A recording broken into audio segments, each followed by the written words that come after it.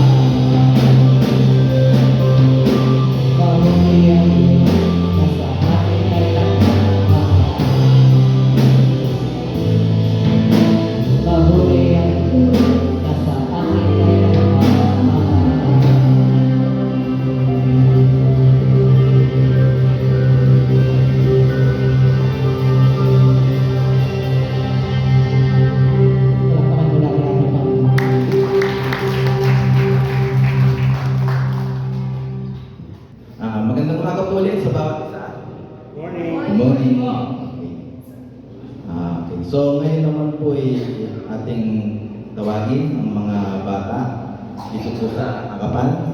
Okay, sige, dito kayo mga bata. Para pag-pray po natin sila sama-sama sa ating Diyos Amang Dakila. Tayo po lahat ay umupo at sama-sama manalangin para sa mga batang ito. Aming Diyos na Dakila, Diyos na mapagmahal, Diyos na mapagkalinga, maraming salamat, Panginoon, sa biyaya ng buhay na binigay niyo sa mga batang ito. Aming patuloy na idadalangin, ilalapit at idudulog sila sa inyong Panginoon upang patuloy niyo po silang ingatan at ibigay ang lahat ng mga pangangailangan na sa kanilang buhay.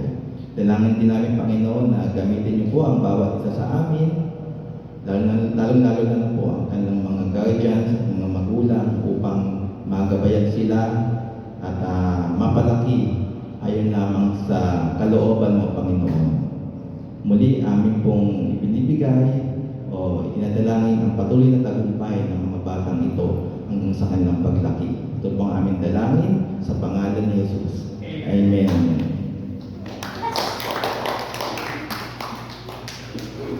Tayo naman po idadako sa ating pagkuha ng mga kaloob at bago po natin kunin ang ating mga offerings, muli tayo mananalangin at magpapasalamat sa ating Diyos. Tayo po lahat ay sama-samang manalangin. Diyos Amang Dakila, nagbibigay ng lahat ng mga pangangailangan namin sa buhay at lahat ng tinatamasa namin sa araw-araw. Kami lubusang nagpapasalamat, nagbibigay ng pagsamba sa Panginoon sa patuloy na provision na binibigay niyo sa bawat isa. Hindi lamang sa material na aspeto, kundi pati sa kalakasan, sa talino, karunungan, at liwanag ng isip na aming nagagamit upang maitaguin namin ang mga pamilya namin at maibigay ang lahat ng mga pangangailangan na nanggagaling lamang mula sa iyo, Panginoon. We pray, Lord God, na ikay niyo po ang tagapag-ingat ng mga kaloob na ito na magamit lamang namin at ma-maximize para po sa ikalalaganap ng iyong gawain dito sa mundo. Muli, maraming salamat, Panginoon, sa patuloy na pagpapala sa bawat isa. Ito pong aming dalangin sa pangalan ng aming Diyos na si Jesucristo. Amen. Amen. Okay. Yun. So, para naman po sa ating mga announcements, yan. Meron po tayong email address, pateosevangelicalchurch@gmail.com. So, pwede nyo pong i-email o i-send ang iyong mga suggestions, concerns, appreciations dyan sa email ad na yan. Active po yan at chinecheck po natin yan. Okay po, so we encourage na kung meron po tayong mga nais iparating sa mga coordinators ng PEC, mag-email po kayo dyan. Okay po? Meron din po tayong Facebook page, yung PEC Pateros Evangelical Church.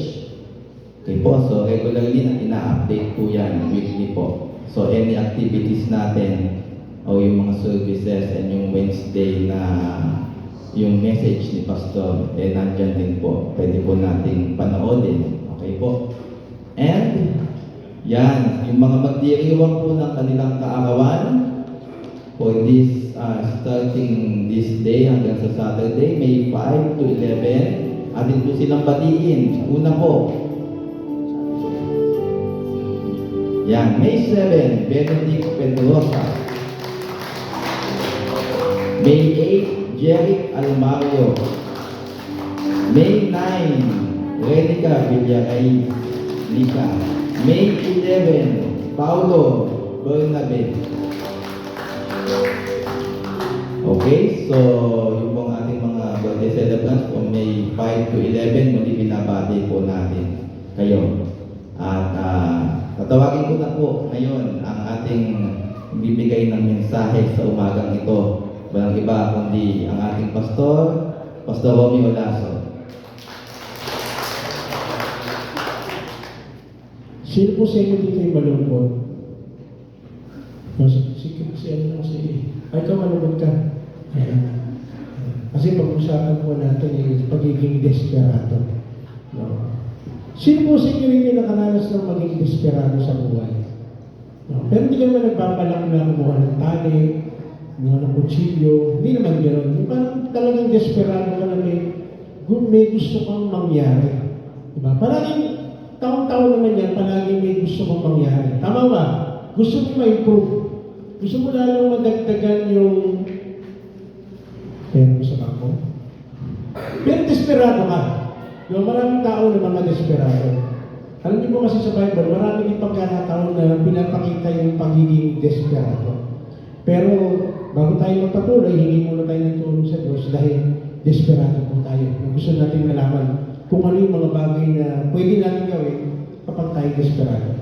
Panginoon, maraming salamat dahil ikaw isang Diyos na patuloy ng makalinga at nagpapala at nagbibigay sa amin ng mga paraanan kung paano ba namin malalampasan o paano ba namin mapagtatagumpayan ang pagiging desperado. Samahan niyo po kami, Panginoon, sa gawin po namin pag-aaral at hayaan niyo po, Panginoon, na makita namin ang kagandahan, na makita namin, matutunan namin yung mga bagay na gagawin namin kapag kami desperado. In Jesus' name we pray. Amen. Amen. Alam niyo po, nung nakaraang linggo, magmula Lunes, Martes, Miyerkules, pumunta po ako doon sa SAES, sa eskwelahan. Bakit? Kasi desperado po ako na gusto ko po na makapagturo doon sa mga bata at the same time nadala natin sa church. No? Desperado talaga ako doon ilang araw na. Kaya lang, nakakalungkot lang kasi nakailang punta ako doon. Nung una, nakausap ko yung principal. Ang sabi niya sa akin, bumalik ka ng Martes.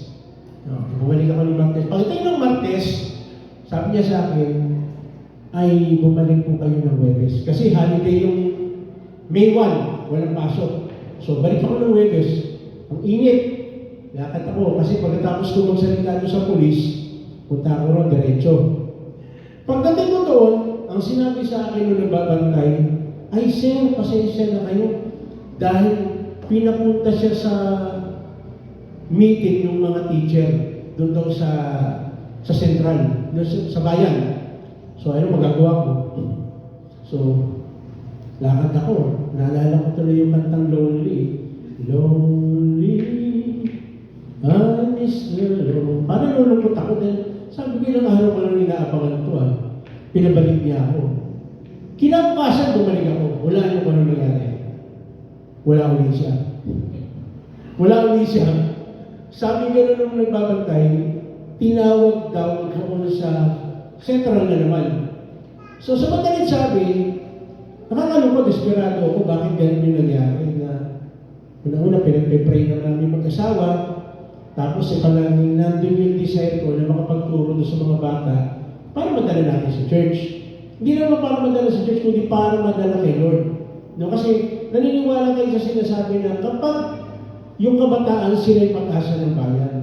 So, ibig sabihin, gusto natin, itong mga batang ito, maturuan natin, patungkol sa tinatawag po natin kaparaanan para maging maayos yung buhay nila. No? So, ang pag-usapan po natin ay tungkol po dito sa isang babae na talagang sobrang desperado. So, ano po ba ang katangian ng mga positibo sa pagiging desperado? Tingnan po natin dito. Sa letter A, ang sabi ko nga po rito, ang mga desperado ay mga abangers. No, abangers. Sabi niyan sa Marcos 7:24-25, umalis doon si Jesus sa pagpunta sa lugar na malapit sa Tiro at ng Sidon. Tumuloy siya sa isang bahay doon at ayaw niyang malaman ni naman na naroon siya. No, kung minsan ang ating Panginoon gusto niya maging private siya. Ayaw niyang, kasi yung istorya mo niya, nagagaling kulang niya doon sa pagbabahagi ng salita ng Diyos. At medyo napagod siya. Gusto naman magkaroon niya ng katahimikan. Yung may time na gano'n, gusto mo mag-isa ka lang. Pinakaranas mo ba kayo gano'n? Gusto mo mag-isa ka lang. Wala kang kausap. Tahimik ka lang. Nung may mga time na gano'n sino pa nakaranas sa inyo ng gano'n? Salamat siya. Dahil tayo, marami po sa atin, no? Maraming iba sa atin, hindi lang natin na ano. Pero sabi diyan, no, subalit hindi gano'n ang nangyari. Ganyan po talaga Pagkasikat ka, kilala ka, hindi ka makakapapahinga halos. Ano kasunod? Ang pagdating niya ay nabalita ng isang babae na may anak na babaeng sinasakian ng masamang espiritu. So mayroong isang babae. Nag-aabang siya. No, nag-aabang siya kung sino yung mga katulong sa kanya para yung kanyang anak ay makaranas sa tinatawag natin na kagalingan. Noon pa man, meron na po tayong tinatawag na paparasi. Noon pa lang.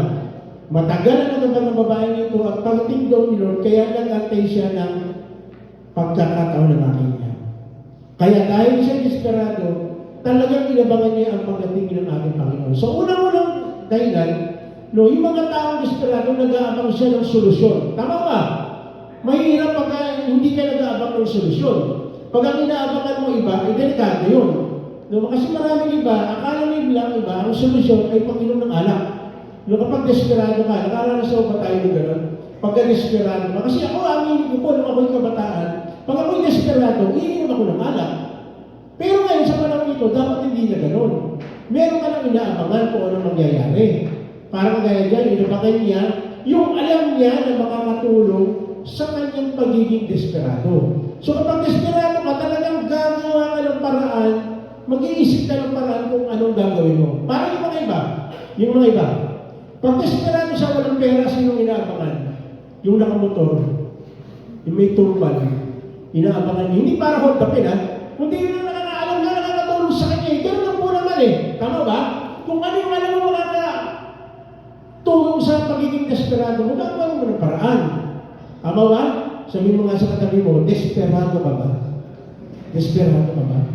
Kasi dapat may gagawin ka. Hindi mo pwede na, wala mo akong nakitang desperado na walang ginawa. Meron at meron ang gagawin. Kahit kayo. Huwag lang natin gagawin yung kagaya nangyari kay Judas. Diba? Desperado din ba siya, no? Panahon yun? Desperado siya. Dahil nagkamali siya sa kanyang desisyon na ginawa. Anong ginawa niya? Nagpakamatay. No. Sabihin mo nga sa katabi, no? Huwag natin gayahin si Judas. Huwag natin gayahin si Judas, no? Dahil desperado, iba ang ginawa. O, desperado. So again, dapat positibo ka kapag desperado ka, lumapit ka nun sa makakatulong sa iyo para mapunuan yung pagiging desperado. Pangalawa, na ginawa ng isang tao na desperado, natututo siya magpakumbaba. Di ba kahit na kanino, ewan ko lang sa inyo, nakaranas ako ba kayo ng isang taong desperado lumapit sa iyo to the point na hindi naman kayo close, pero lumapit siya sa iyo. Lalo kailangan niya is pera. Nakita niya, ikaw lang yung makakatulong sa kanya. So kahit na meron kayong pinagdaanan, meron kayong pinagkagalitan, pupunta sa iyo yan. Bakit? Desperado eh. Kapag desperado, talagang gagawin mo ng paraan. Tingnan natin kung anong ginawa ng babae. Pumunta agad kay Jesus ang ina at nagpatira pa sa kanyang harapan. By the way, ang ibig sabihin ko nagpatira pa is yung nakahiga, no, nagsusumamo, nakaluhod, yan po isang paraan ng pagpapatira pa. Ang babae nito isang hintin na taga Syrophoenician siya.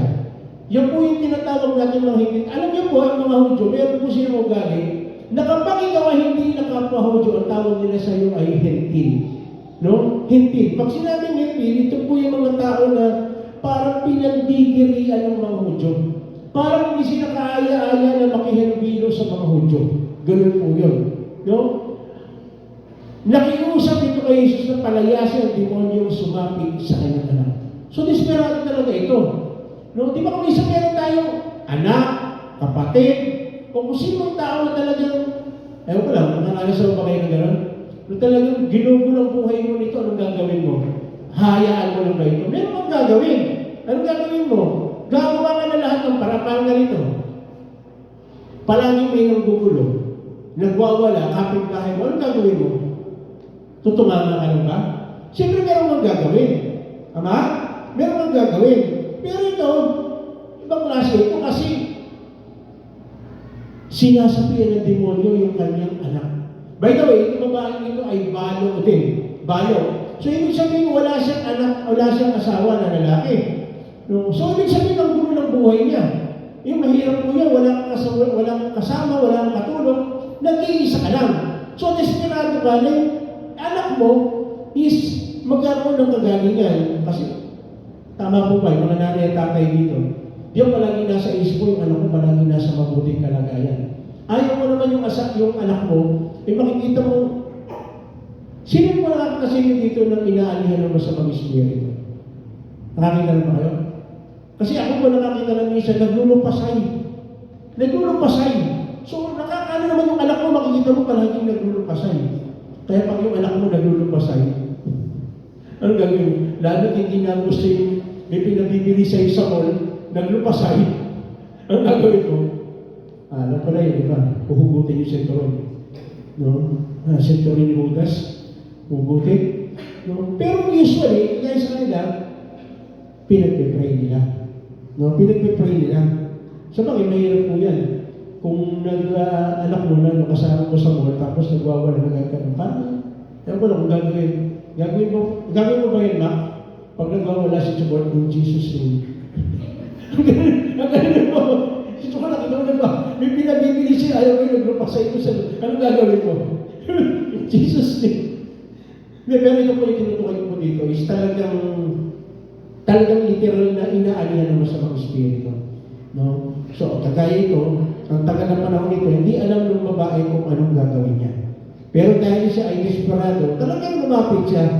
No? Nakiusap siya, nagpakumbaba siya. Kaya lang, ang problema siya ay isang hentil. At ang isang hentil, hindi basta-basta pinapansin ng mga Hudyo. At ang ating Panginoon ay isa po siyang Hudyo. No? Kaya kung isa, hindi niya pinapansin yung babae. Nakakarasan ba kayo na gano'n, inilapitan mo, hindi ka pinapansin. Yung nagwawala ka na dyan, hindi ka pinapansin.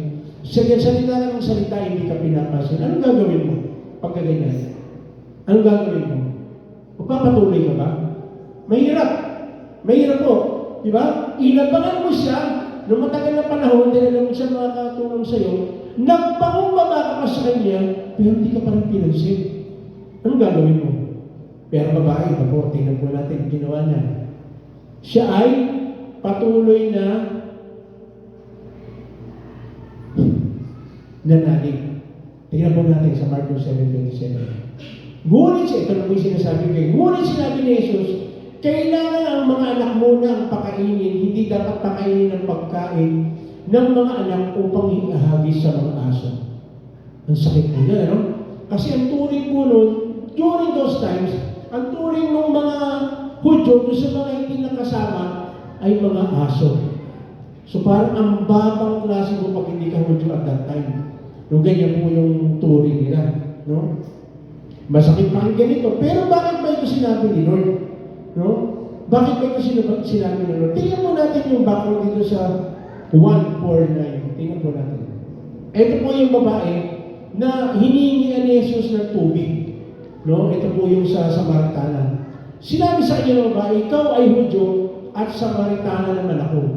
Bakit ka humihingi sa akin ng inumin? Sinabi niya yun sapagkat hindi nakikihalubilo ang mga Hudyo sa mga Samaritana. Mismo ang ating Panginoon gusto niyang alisin yung barrier. Ayaw ng ating Panginoon na mayroong barrier na magiging daan para mapalayo tayo sa tinatawag na paglapit sa ating Panginoon. Kaya ang problema, kultura nila yun na hindi nila mas pakikinggan. Pero tingnan po natin, no? Kung gaano katindi yung pananalig nitong babae ito. Tingnan po natin dito sa Marcos 7:20. Balikan po natin. Tungkol ng babae, tunay nga po, yung repairing niya tinawag na hentil isang aso. Tunay nga po, Panginoon. Ngunit, maging ang mga aso nasa ilalim ng mesa ay kumakain ng mga nalalaglag mula sa kinakain ng mga anak. Wow! No? Grabe po ito ng isang nagmamahal para sa kanyang anak. Kasi bakit? Desperado eh.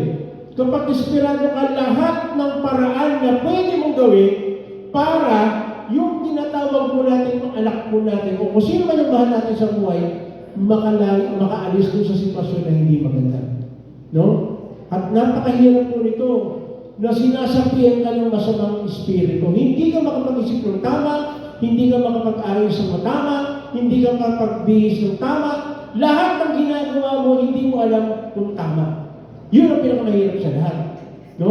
Hindi mo alam kung paano mo gagawin, paano mo sisimulan ng isang bagay. At napakahirap po nito. Sigurado yung kalalagayan nito, itsura nito ay hindi maayos. No? Hindi maayos. No? Siguro naman nakakita kayo ng... Parang ganito po ito eh. Sino po sa inyo nakakita ng taong grasa? Nakita na po sa inyo. Diba? Pag nakakita ka dyan, ano yung tsura? Di ba, parang hindi mo alam kung gagawin mo, lalapitan mo ba siya, hindi mo paano gagawin. Pero, ang ating Panginoon ay pwedeng gumawa ng paraan para itong tao ito ay magkaroon ng pagbabago. No? Grabing faith ito, nagmamahal para sa kanyang anak. Diba? Kahit sino naman dito sa atin pag meron ka desperado ka na meron kang gustong mangyari, doon sa tao na minamahal mo, gagawin mo ng paraan. Tama ba? Gagawin mo ng paraan. At ang pinakamagandang paraan na pwede natin gawin, ilapit natin sa Panginoon. Dali natin sa Panginoon. Kaya nga po, huwag tayong mawawala ng pag-asa kung yung mga tao na nasa paligid natin, lalo yung mga mahal natin sa buhay na ayaw makinig. Ayaw makinig. No? Kailangan natin po yung desperate na move natin. Anong gagawin natin? Ilalapit natin sila sa Panginoon. Ipagpe-pray natin. Kagaya nga po sinasabi ko po sa inyo doon sa SAES, desperado po ako na makapagbahagi doon. Desperado ako na yung mga tao makakilala sa ating Panginoon. Kasi, sa totoo lang, sino po nakakita sa inyo sa paligid, sa edad na 13 anyos, 14 anyos, makikita mo, nag-yos sila. Sa edad na 14 anyos, makikita mo kasama na sa fraternity. Sa edad na 14 anyos, makikita mo kung ano na pinagagawa sa buhay. So dapat na, tayo, desperate tayo, takot tayong magulang. Alam natin kung pwede nilang kahinatnan. By the way, kukurin ko lang po baka mamaya mag-misinterpret ako. Hindi ko pa sinasabi na lalahatin ko na hindi ko pa sinasabi na lahat ng fraternity ay puro kasama ng tuturo. Meron naman po nagtuturo ang kadadalhin ka doon sa maayos. Nagkakamila sila ng mga civil works Tumutulong nga po sila Pero bantayan po natin. Kasi kahit saan ka naman pumunta, po yung tinatawag po tayo na hindi lahat ay kukuhanin mo. I-accept mo. Dapat mapagbantay tayo. No? Kaya sabi ko nga dito sa pinag-aaral po natin, dapat nandun po yung desperate natin na tulungan natin yung mga kabataan. Siyempre, ang una na nasa isip natin, yung mga anak natin. Di ba? Yung mga close sa atin. Yung nandito mismo sa paligid. Dapat gagawa tayo ng paraan, desperado tayo, na sila ay ilapit sa ating Panginoon. Gagawa tayo ng move. Ano yung gagawin natin? Kaya natutuwa po ako. No? Bagamat ang hirap pong gawin, natutuwa ako meron ditong basketball court sa atin. No? Actually, kinausap ko yung, sa team ko, kinausap ko, kasi kinuha ko nila akong player kahit na hindi na ako nagpe-play. Kinuha player kahit hindi na nagpe-play. Kasi hindi na ako masyado makamove Hindi na ako masyado. Yung bang, sino nakakaranas ng ganyan, iniisip mo, yung natutulog ka pa lang ganito ang gagawin ko bukas, ganito yung layout na gagawin ko. Pero hanggang isip lang yun. Hanggang parang hindi na, yung mag-isa willing yung utak mo, pero yung, the spirit is willing, but the body is weak. Hindi na kaya. No, hanggang pangarap na lang. No, hanggang pangarap na lang. So, bakit mo sinasabi ito? Kaya kung ginagawa yung unang-una, gusto ko maipasok yung mga tao sa loob ng church. Paano makapasok? Para makapasok sila, tanggapin nila si Lord. Magsisimula siyempre yun sa pakikipagkaibigan, nagsisimula siyempre, gagawa tayo lahat ng paraan kung paano natin sila mawiwin. Tama ba? O wala tayong pakialam? Dapat meron tayong pakialam. Bakit? Kasi alam po natin na mapapahamak sila kung wala sila kay Kristo. Hindi sila mapapahamak dahil hindi sila pumasok sa PEC. Tandaan po natin yan Hindi natin sila dinadala sa PEC para maligtas. Pinapasok natin sila dito sa church para turuan, para makilala nila si Lord. Baka hindi ko sinasabi na dito lang po makikilala si Lord. Kahit naman nasa labas. Kaya bakit naman pwede mo naman ipasok sa loob? Bakit kaantayin pa sa labas? Kaya nga, doon pumapasok sinasabi natin win. Kaya nandiyan yung natin. Iwiwin natin sila. Dadalhin natin sa simbahan. At i-consolidate natin sila. Dahil gusto natin magbago sila sa pamamagitan ng buhay nila kay Kristo. At gusto natin na mapunta yung buhay nila na in order lahat. Bakit? Kasi yung kung gusto natin, hindi po natin sila kapasok dito sa church para maging member ng Pateros Evangelical. Hindi. Ang gusto natin, maging member sila sa pamilya ng Diyos. Of course, kung natin masagot ng PEC, malaking bagay may tuturo, matutulungan ka namin. Matutulungan natin sila. Kaya lang, hindi po doon nagtatapos. Kailangan aalagaan natin sila. Kaya nga po dapat, nandun po yung attitude natin na desperate tayo. Di ba? Sino po rito yung may mga kamag-anak? Sino dito may mga kapatid ka pa? Nawala rito. Sino yung mga kapitbahay mo na alam mo mapapahamak? Anong gagawin mo? Eh, wala tayong magagawa. Ganyan ka talaga sila. Hindi. Dapat desperate tayo na share natin sila, bahaginan natin sila. Hindi nagtatapos na hindi. Kasi, ang pagbabahagi po ng salita ng Diyos, hindi lang tuwing linggo, hindi lang tuwing nandito tayo. Kahit araw-araw, dapat ginagawa po natin. Kasi kung hanggang ganun lang yung gagawin natin, maniwala po kayo, darating ang tayo na sabihin mo, ayoko na magsimba. Kasi wala nang purpose eh. Dapat ang purpose talaga natin, magpapasok tayo sa sinatawag natin na mag-iwit tayo ng tao. Hindi po magtatapos dito magpunta mo simbahan. Hindi dito. Kasi ito, temporary lang po ito, yung ginagawa natin. Kaya tayo nandito, ini-encourage po bawat sa atin na mag-win ng tao. Kaya yun po yung isa sa mga dahilan. Okay? Balikan po natin. No. Anong sabi ng ating Panginoon? Alam niyo po, ito maganda eh. Kahit na yung mga tao ay, ang ating Panginoong Isus Cristo, pinapakita dito sa babasahin natin, na parang sa tingin mo, parang walang ginagawa si Lord, meron pala. Meron talaga. Magtyaga lang talaga tayo. Maging desperado tayo na lumapit kay Lord. Tingnan natin kung anong sinagot niya. Marcos 7:29. Ano sabi niya? Kaya sinabi sa kanya ni Jesus, dahil sa sinabi mo, maaari ka na umuwi, iniwan na ng demonyo ang iyong anak. Umuwi ang babae at naratnan niya, sa higa ng bata, iniwan na nga ito ng demonyo. Ano ibig sabihin? Marami tayong mga mahal sa buhay na hindi naman wala pa sa Panginoon. Pwede natin ilapit kay Lord. No? Basta meron tayong pananalig na kayang palayasin ng ating Panginoon. Alam niyo po, hindi naman yung tao talaga ang masama eh, kundi yung espiritu na pumasok sa tao. At yung espiritu niya na magpapatakbo. Pag pumunta ka doon sa kulungan, kasi nagsishare din po ako sa kulungan sa Ragas. Pag pumunta ka doon, tinanong mo sa kanila, kagaya, hindi ko na po babanggitin, meron tayong kasama dito na minsan pakita ko ron. Ang lakas pala ng pagkakasabi, Pastor! Nung makikita ko, sa ulo ng kulungan, parang gusto ko tumalikot eh. Kasi siguro, parang member ko na church tapos sa kulungan. Parang, sa akin po personal yung dating sa akin, parang, wala ba ako naitulong sa kanya? Bakit nandun siya sa loob? Ay, ganun. Pero again, wala kang kailangan kausapin mo. Anong karamihan ng nasa kulungan? Ayaw ko lang, naman kayo sa kulungan. Pag tinanong mo, na-frame up lang po ako eh. Wala na talaga akong kasalanan eh. Hindi ko maalam kung bakit hinuli nila ako eh. Pero, kasi kagaya nun, yung sinasabi ko sa inyo, kilala ko. Sinabihan ako ng isang polis, kasi narinig yung sinasabi nung kausap ko na parang frame up lang siya, hindi naman daw siya kasabi. Eh, lumapit sa akin yung isang polis, kasi dati siya tinuturuan dito. Doon na siya sa Ragas na kasay. Pastor, ako nakahuli yan. Ha? Bro, ano nangyari? Eh, nandun eh. Alas 11 ng gabi, may nagsusugal, nandun siya sa tabi. Yan din, ang siya, kasama siya. Sasabi niya, hindi rin siya kasali. Eh, ang ginagawa ko doon alas 11 ng gabi, nandun ka rin, nakatambay ka rin. Hindi ka kaya talaga kasali. Walang maamin. Walang maamin eh. Karamihan pinag pag may nahuli, hindi naman niya kasalanan. Karamihan, ha? Hindi ko sinasabing lahat. Meron ng ibang maamin, wala nang magagawa, hawak-hawak mo na yung inagaw mo sa cellphone. Hindi makakatanggi ka pa ba doon? Hindi talaga na-amin ka na. So sa madalit sabi, ng ating Panginoon, meron siyang pwedeng gawin kapag desperado tayo na tulungan yung tao. May pagkakataon. Maraming pagkakataon na meron tayong mga mahal sa buhay, kamag-anak natin. Ang tanong, desperado ba tayo na mabago buhay ng tao ito?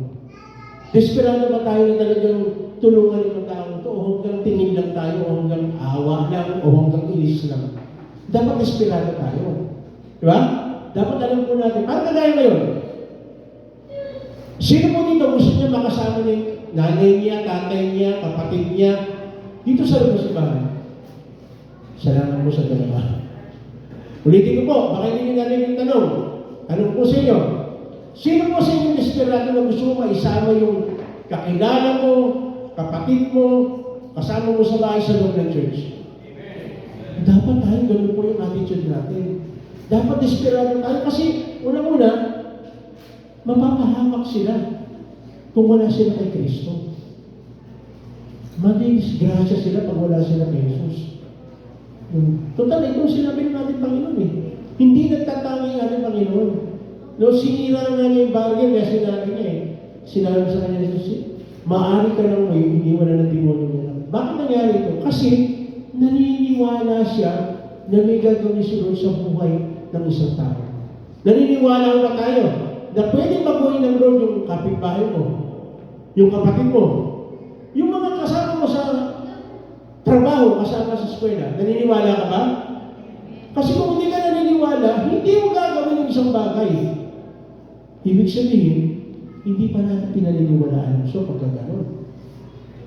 Kasi kasunod yan, kung mahal mo yung kapwa mo, palagi mo iniisip paano mo kayo mababagi na ito ng salita ng Diyos para magsisi, lumapit sa ating Panginoon. Hindi natin gagawin isang bagay na hindi natin talaga pinaniniwalaan. Eh, ito babae nito, naniniwala na mayroong pwedeng gawin siya doon sa taong, doon sa kanyang anak na sinasapi ng demonyo. Naniniwala siya. So, ano nangyari? Nakalaya yung kanyang anak. No? Sino po dito gusto niya iwanan ka ng demonyo? Huwag ka samahan ng demonyo. Kasi baka mamaya mahirap, baka kasama natin ng demonyo, naglalakad eh. May sinabi nga tabi ang si Santiago, tingnan po natin dito, Santiago 4:7. Sabi diyan, kaya nga, pasakot kayo sa Diyos. Labanan ninyo ang diablo at lalayuan niya kayo. So, meron pala tayong panlaban sa demonyo. No, huwag tayong papayag na magiging talunan tayo ng demonyo. Sabi diyan, pasakot kayo sa Diyos. Kaya lang, kailangan magpasakot. Kaya pasakot. Dapat binigay mo yung buhay mo kay Jesus.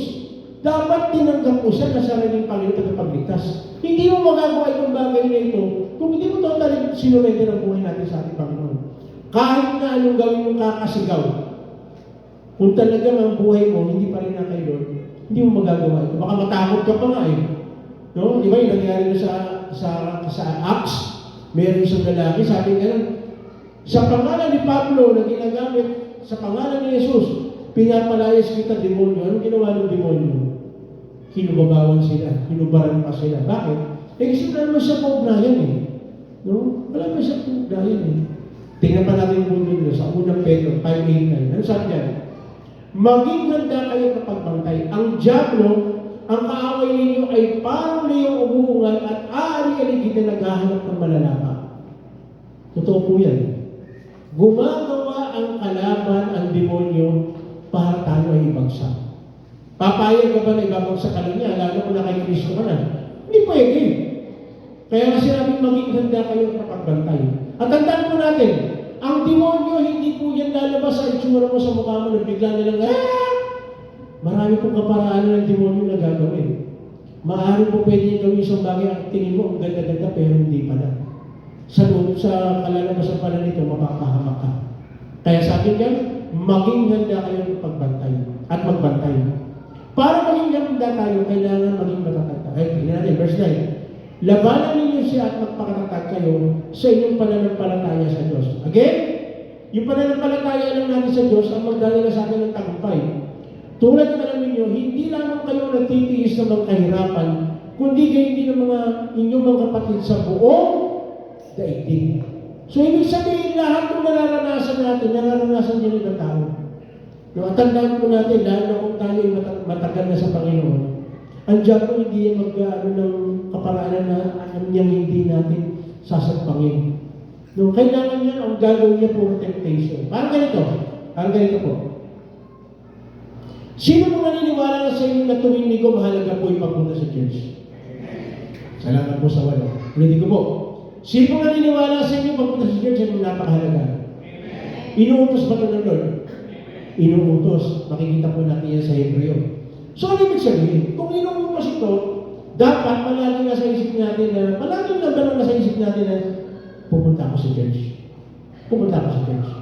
Kapag hindi ito ang unang nasa isip mo, maniwala ka darating ng time, liliban ka sa church. Kasi hindi mo priority ito eh. Kasi dapat, ano sabi ng Lord? Seek ye first. So, seek ye first na yung inuuna mo yung church, paglapit mo kay Lord. Number 1 yun dapat. Ha? Ano gagawin ng demonyo? Marami siyang maraming kaparaanan. Ano yun? Isang pwede niyang gawin, may magyayaya sa iyo ng kaibigan mo. Libre. Pupunta ng Boracay. Libre lahat. Eh kaso natapat ng libo, pupunta ka? Salamat po. Ang hirap ano? Eh hindi ka pa nakapunta ng Boracay. Libre! Oh, pupunta ka ng Boracay, magbabangka ka lang. Ang laki mo naman, magbabangka ka lang sa Boracay. Pero yung ko sabihin, libre lahat. Anong gagawin mo? Ang hirap mag-decide, ano? Ang hirap mag-decide. Ang hirap mag-decide, lalo na kung libre. Lalo na kung sasabihin libre, pupunta ng Japan. Kaya tatapat siya dito. Anong gagawin mo? Ang hirap mag-decide, ano? Pero tayo lang po nakakaalam yan. Tayo lang po nakakaalam yan. Malalaman yan kasi kagaya ng sinasabi ko sa inyo po, ang demonyo hindi siya nagbibigay ng isang bagay na alam niya na tatanggihan natin kagad. Gagawin niya napakasimpleng bagay. Napakasimpleng bagay na hindi mo mahalata. Ano sabihin mo?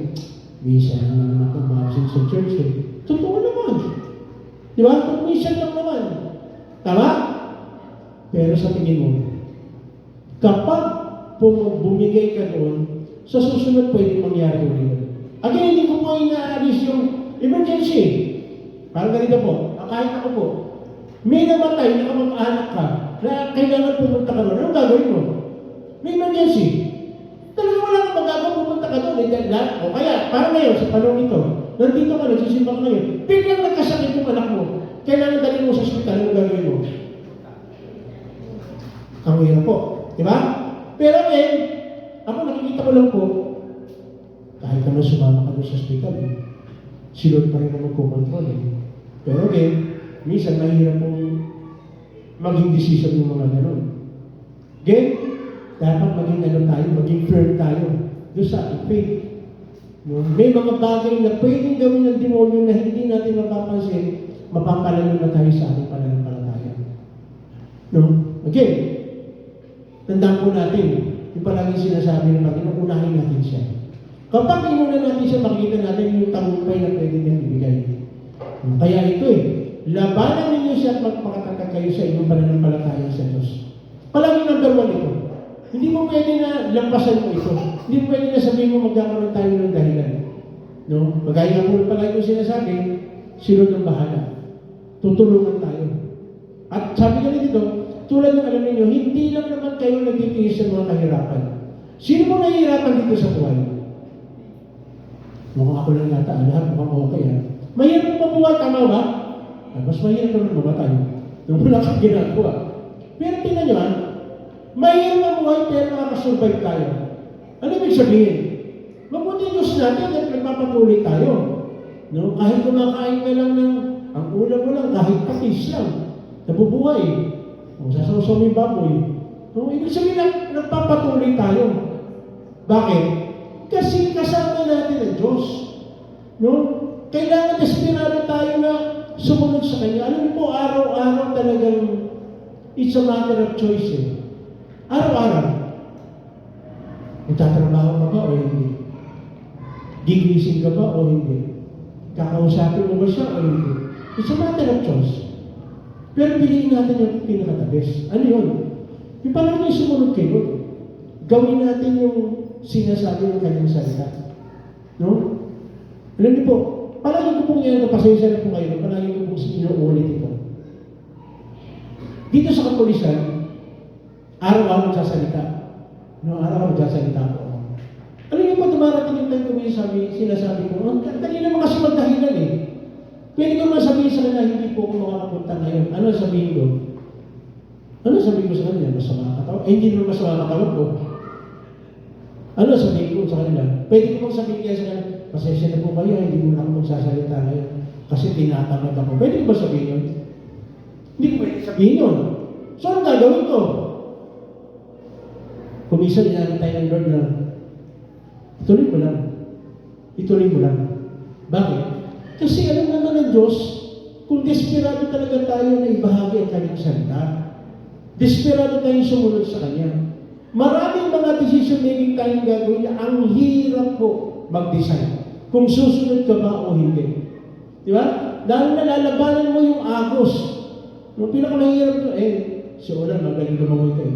Mahirap pang lumaban sa agos o madali? Mahirap. Di ba, lalabanan mo yung current ng ilog. Ang hirap nun, sakit sa katawan. Kala mo marunong swimming, di ba? Hindi pa ako marunong mabuhay. Kaya pag tinitignan mo po, parang hirap yan tayo. Di ba, nakapanood naman tayo sa TV. Hirap na hirap ka pag lumalaban ka doon sa current ng flow ng tubig. Ang hirap po nun. Kaya may mga tao nagtatagumpay sa ganun. Ibig sabihin talagang yung kanyang desisyon na gawin yun, dahil desidido siya na gawin. Nagtatagumpay. Okay? Hindi po madali. Kaya nga, marami tayong makikita sa Bible na palaging desperado yung tao, pero napakaganda yung pagiging desperado na ito, natututo tayo. Nakikita natin na, oo nga, no? Kung hindi ko kasama si Lord, hindi ko magagawa itong mga bagay na ito. May mga bagay tayong mga desisyon na gagawin na napakahirap. Napakahirap gawin. Kaya lang, magdi-decide tayo. No? Magdi-decide tayo. Desperado ba tayo talagang sumunod kay Lord? Kasi kung hindi tayo desperado, ang dali mag-give in eh. Ang dali mag-give in doon sa mali. Ang dali. Ang pinakamahirap sa lahat, labanan mo yung mali. Lalo na kung ito'y nakasanayan na. Parang ganito. Minsan nagsalita ako doon sa munisipyo. Sa munisipyo, sinabi ko gano'n, salamat sa Lord dahil ang mga taga-pateros ng mga empleyado ay hindi yung tinatawag na watchmen. Ano yung watchmen? Ano ba yung mga watchmen? Yung alas 5 umian, 4:30 nakapila na, hawak na yung time card, magta-time out na. 4:30 pa lang. Tapos sinabi ko na, hindi, pero purihin ng Panginoon, wala na dito sa pateros. Nagulat ako. Nung magsalita na si Mayor, Pastor, salamat po sa mensahe nyo, napakaganda. Pero, pasensya na po kayo. Di ko po malaman kung totoo yung 4:30, hindi na nakapila yung mga empleyado. Kasi may nakita rin sa minsan, hindi naman 4:30, 4:45, hawak-hawak na yung card. Hawak-hawak na. May 15 minutes pa parang, ibig sabihin walang ginagawa, nakaabang na agad. Yun yung mga watchmen. Binabantayan yung watch para kung alas 5 mag-out na. Okay? Minsan may mga ganon sitwasyon. Nakaugalian na. Paano ang gagawin mo? Lalo po doon sa pinapasulat sa Makati. Kailangan umalis ka talaga ng maaga kasi mayroon tinatawag na service. Service, yung sasakyan na ang ano po nun, magmula sa Makati hanggang Fairview ang biyahe nun. Libre yun. So kung hindi ka makakaabot doon, maiwanan ka, ang laki ng pamasahe mo. At the same time, ang laki ng oras sa kakainin mo dahil magta-transfer ka eh. Ito diretso. Kaya lang, ang tanong dyan, sasabay ka ba doon sa flow? Na kailangan 4:45, nandun ka na, nakaabang ka na, yun ang nakakalungkot. Huwag sa desperado ba tayo sumunod kay Lord? Kasi pag desperado ka, maraming mga bagay na isasaalang-alang ka. Maraming mga bagay na dapat kang gawin. No? Kung desperado tayo sumunod kay Lord. Para sa kabataan, desperado ka bang sumunod kay Lord? Kasi pag desperado ka sumunod kay Lord, yung pag-cellphone mo, mababawasan. Okay na ba sa iyo? Okay na ba sa iyo? Mababawasan yung paglalaro mo ng computer. Okay na ba sa iyo? Pero again, ang pagiging desperado po ay mayroong pakinabang. Desperado tayo in a positive way na inaabangan natin yung gagawin ng ating Panginoon at kapag mayroon siyang ginawa, humiling ba tayo ng pakumbaba at nananalig ba tayo? Kapag tayo ng pakumbaba, mayroong gagawin na mabuti ng ating Panginoon. Tayo po tumayo. Tayo po mananalangin. Tinatawagan ko po yung sa praise and worship natin. Sige po, tayo po yung mananalangin. Kapatid, tayo po pumigay tayo mananalangin. Sa mga oras ito, desperado ka ba sa mga bagay na dapat gawin para maayos ang buhay mo? Maraming mga bagay na gustong gawin ng ating Panginoon na ayusin ang buhay natin. Kaya lang ang tanong, desperado ba talaga tayo na sumunod sa Kanya? Desperado ba tayo na gawin inaakala natin tama o yung iniakala ng Lord na tama. Kasi kung di tayo desperado na sumunod kay Lord, ang tendency niya magiging tayo. Pero salamat ang kanyang mga salita ay pinapaalala sa atin na dapat willing tayo palagi na sumunod sa Kanya. Abangan natin kung yung ano yung mga bagay na gusto pagawa sa atin ng Panginoon. Magpakumbaba tayo sa Kanyang harapan at patuloy tayo manalig sa Kanya kasi tanging ito lang ang paraan para maranasan natin na hindi makakagalaw ang anumang gawa ng kalaban sa atin. Hindi siya magtatagumpay sa atin. Kasi gusto ng Lord magtagumpay tayo sa buhay nito. Gusto ng Lord makita natin yung mga bagay na pwede kang gawin. Kaya kapatid sa mga second, sino mong mabuti? Nandun ka na ba sa yugto ng buhay mo na talagang desperado kang sumunod sa ating Panginoon? Pero usually, ang mga willing na sumunod sa ating Panginoon, desperado sumunod, ay tumanggap at sumampalataya sa Kanya. Ang tanong, tinanggap ko na ba sumampalataya ka sa ating Panginoon? Kasi kung hindi mo talaga siya masusundan. Hindi ka talaga makasunod sa Kanya at hindi ka magiging desperado na sumunod sa Kanya. Kaya kapatid, sa oras ito, kung ikaw naman ay desperado na sumunod sa Kanya, ito yung tamang pagkakataon na ang iyong buhay ay surrender mo sa Kanya. Sumunod ka sa panalangin ito na gawin mo na nanggagaling sa iyong puso sapagkat ito isang paraan para magkaroon tayo ng kaugnayan at maging desperado tayo na sumunod sa ating Ama na nasa langit. Panginoong Jesus, narito po ako. Isang taong makasalanan, isang taong nangangailangan po ng iyong kalinga at ng iyong pagmamahal. Tinatanggap po kita. Ako po'y sumasampalataya na ikaw lang ang tanging pag-asa ko sa buhay niyo. Mangusap ka po, patuloy gumawa ka po sa aking buhay. Patawarin niyo po ako sa lahat ng aking pagkakamali, sa lahat ng aking kasalanan. In Jesus' name. Amen. Amen. Ngayon po, dadako mo tayo sa ating communion.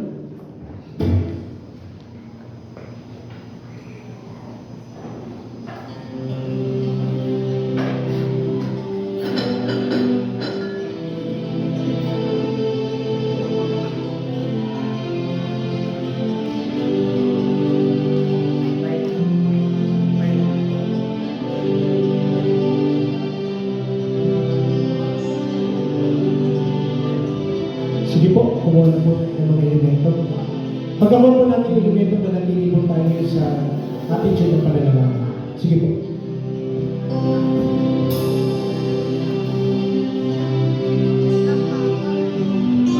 Sige po, pwede na po tayo.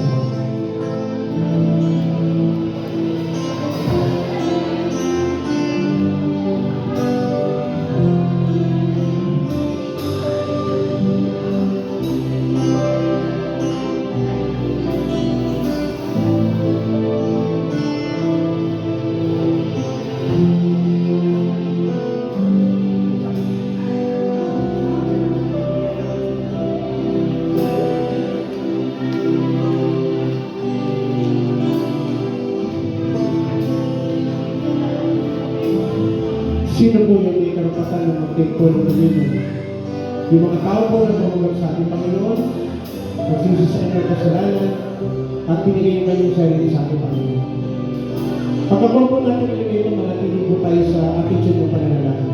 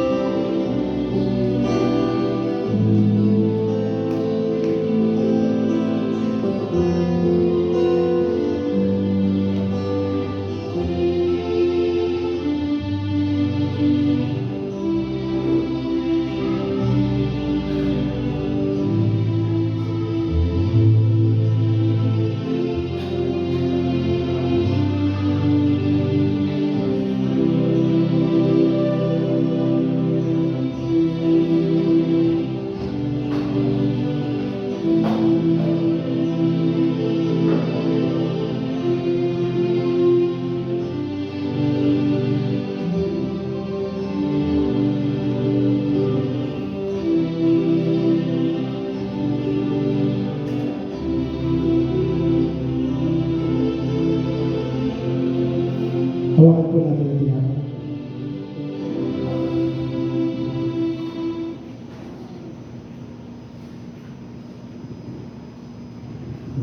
Taas po natin.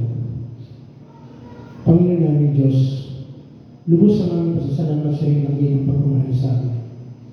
Bagamat kami po ay hindi karapat-dapat sa iyo, minarapat mo pa rin kami maging anak mo sa pamamagitan ng pagkamatay mo, Panginoon Jesus, sa krus ng Kalbaryo para sa kapatawaran ng aming kasalanan. Dalangin po namin sa aming pagtanggap sa katawan ni Jesus na bayubay sa krus, patuloy po niyong paglalapin ng aming puso sa pagpupuri sa iyo. Sapagkat ito ang turo na binigay ko mula sa Panginoon at binigay ko naman sa inyo, noong gagawin sa ipagkanulo, ang Panginoon Jesus ay dumagpot ng tinapay, nagpasalamat at pinagpira sa iyo. At sinabi, ito ang aking katawan na inihahandog para sa inyo, gawin niyo ito bilang pag-alala sa akin. Sabay-sabay po natin ito.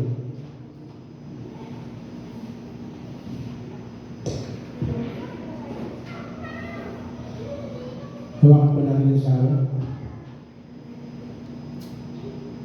Panginoon namin Diyos, kami ipapasalamat din sa iyong kaloob na buhay. Ang dugo ni Jesus na buhos sa krus ng Kalbaryo ang siyang nagugas sa aming mga kasalanan upang kami maituring ng mga anak. Inihahandog po namin sa iyo ang aming pagsalamat sa salamat bilang isang haing buhay para sa kalwalatian ng iyong pangalan. Habang patuloy po namin pinapahayag ang iyong kaharian at ang iyong panguling pagbabalik. Matapos magkapunan, dumampot din siya ng kopa at sinabi, ang kopang itong bagong tipan na pinagtitibay ng aking dugo. Tuwing inumin ito, gawin ninyo bilang pag-alala sa akin. Sapagkat tuwing kakain kayo ng tinapay na ito at iinom sa kopang ito, ipinapahayag ninyo ang kamatayan ng Panginoon hanggang sa kanyang ulit pagpangito. Sabay-sabay po natin. Tayo magpasalamat. Panginoon, maraming salamat dahil binigyan mo po kami ng pagkakataon na alalahanin namin ang iyong kamatayan at ang iyong muling pagpapalik. Sa pamamagitan po na iniwan mo sa amin na kaparaanan para alalahanin ang mga bagay na ito. Lord, salamat dahil sa iyong mga dugo, dahil sa iyong lakay, kami mayroong magalingan. Kaya sa mga kapatid, ano man ang iyong pisikal na karamdaman, ito yung pagkakataon na pwede mo sabihin sa akin, Panginoon. Nabigyan ka niya ng magaling ng pisikal. Sige, sabihin mo sa kanya. Ako, Panginoon. Ikaw nagsabi na lahat kami ay mayroong magalingan dahil sa iyong mga lakay. Dahil sa iyo. Salamat po. Hindi, meron kang mga tao na maaaring kasamaan ng loob o merong mga taong nagawa ka ng mali o nakagawa sa yung mali. Ito yung pagkakataon para ayusin mo. Ayusin natin yung emotional problem natin. Matuto tayo magpatawad at matuto rin tayo humingi ng tawad sa mga tao na natin nasaktan o maaaring nakasakit sa atin. Tayo nakakaunawa, tayo umintindi sa kanila. Gusto ng Diyos na wala tayong maging kaaway. Gusto ng Diyos meron tayong peace of mind kahit kayo ng tao. At gusto ng Lord, higit sa lahat, makita sa atin ang kanyang kabutihan sa pamamagitan ng pagpapatawad sa mga taong nagkamali at nagkasala sa atin. May mga bagay na nabibignat lang para totoo makasama tayo kay Lord. Ito yung pagkakataon, mapalaya. Hindi natin kay Lord na palayain tayo. Makalaya tayo sa anumang talikala na pilit na nilalagay sa atin ng ating kalaban para hindi natin makagawa ang totoong pagsama sa ating Diyos. Hindi tayo natulog sa ating Diyos. Esperado tayo muli sa Kanya para tayo magtagpuan. Financially, hindi gusto ng Lord na tayo mahirapan. Ang siya nga mismo nagsabi, hindi niya tayo pagkukulangin sa lahat ng ating pangangailangan. Patuloy tayo lumapit sa ating Panginoon. Ang kinin natin, itong pangako niya, na hindi niya tayo mababayaan, hindi niya tayo mahal. Ang kinin natin ito, gusto niya Lord ibigay ang the best para sa atin. Gendre, tatas ko sa ating Panginoon ang kalagayan ng bansang Pilipinas. Dahil alam natin na sa Pilipinas ay pag-aari ng ating Panginoon. Pinagmamalaki, pinagsisigawan natin ito. Nasa Asia tayo yung tinatawag na Kristiyanong bansa. Totoo na maging isang mabuting halimbawa ang ating bayan.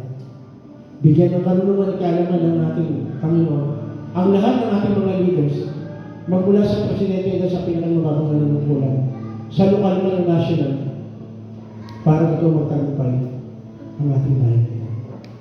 Yes. Kapulisan, mga sundalo, magampanan nila kayong kukunin para peace in order dito sa ating bansa ay maging maayos. Yes, ilingin natin sa Panginoon. Gamitin tayo ng instrumento. Gamitin tayo ng instrumento. Kaya rin sa isang linyong gawain, marami na naman tayong kakarapin. Marami tayong mga kaharapin ng problema, pero ano po natin magtatagumpay tayo. Dahil kasama natin si Lord. Siya nagsabi, hindi niya tayo iwanan, hindi niya tayo pababayaan. Patuloy tayo maghawak sa kanyang mga pangako niya na siya tutulong sa atin. Tuloy, taas natin, paglapit natin sa Panginoon, pagpalain naman sa Israel, dahil mismo ating Panginoon nagsabi, ang sino ang para sa Israel ay kanyang pagpapalain. Yun ang katugunan. Muli, Panginoon, maraming salamat po na binigyan niyo kami ng pagkakataon na makita namin na bilang desperado talagang abangan namin kung siya nakabi po ng salita. Manatili kami sa iyong mga salita dahil ito na magpapatulong sa amin. Tulungan po kami, Panginoon, na matuto kami na maging hapon sa lahat ang aspeto ng aming buhay. Na huwag namin ipagyayabang kung ano meron kami. At kung meron kami dapat ipagyayabang, walang iba kundi ikaw. Sabihin namin na napakabuti ng aming Diyos na patuloy na gumagawa sa amin. At nananalig kami na ikaw lang ang tanging paraan para kami tagumpay sa amin. Muli, Panginoon, hayaan mo na awitan ka namin sa pamamagitan ng awitan ito. Dahil gusto namin sabihin sa iyo na napakabuti. Salamat po, Panginoon. In Jesus' name, Amen. Manatili po tayo nakatayo, awitin po natin itong awitin ito.